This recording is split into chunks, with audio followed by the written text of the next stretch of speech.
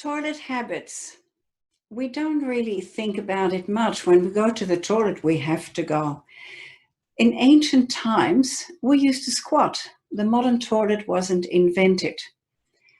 And it was invented to make it more comfortable, and we could just sit there, chat to our neighbors, because in the Middle Ages we used to share the pit toilet, and there were a few holes cut in one plank. And so we used to sit next to our neighbor, our husband, our children, to relieve ourselves. And as we became more modern and more civilized, we had our own little cubicle, our own privacy. And our toilet habits became poorer because sitting at a 90-degree angle like the black man in the image is not what our body needs. And the orange man is wondering, why is he sitting like that? I know the difference. So let's have a look. When we sit, the puborectalis muscle squeezes the rectum.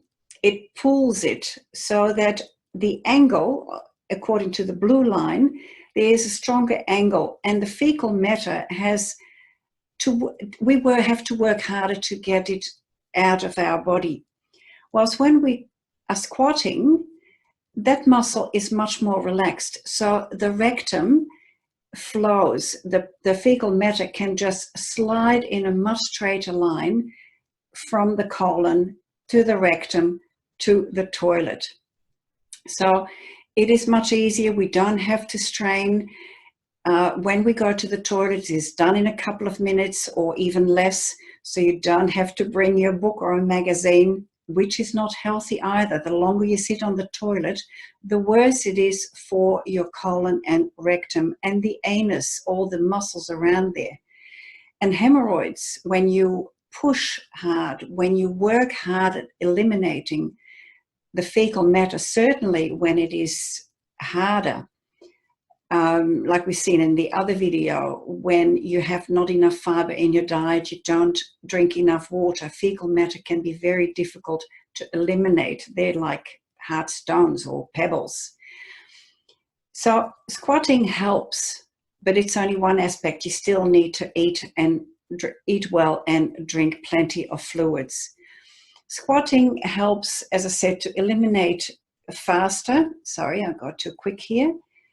And it makes it more complete as well. It also helps avoid fecal stagnation, which means that the fecal matter stays longer in the colon, which could lead to colon cancer or appendicitis or inflammation in the bowel. And when we push too hard, often we can get hemorrhoids, which is not helpful either. They can be quite painful.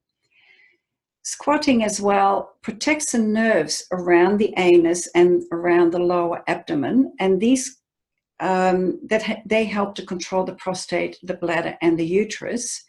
And protecting the nerves avoids those organs to become stretched and damaged.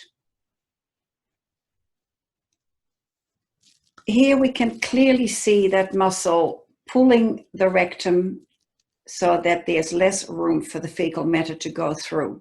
So it chokes the rectum. And this is the common sitting position. If you are not at home, for example, and you don't have a stool to put your feet on, then lean forward and have your heels up so that your knees lift. A little bit like this position, which not many of us in the Western world can sit like that.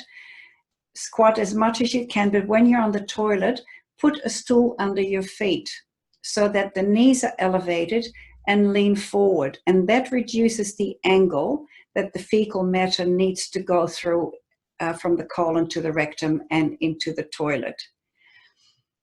Try this, and you may not find relief, or you may not find it comfortable in the early stages of trying this.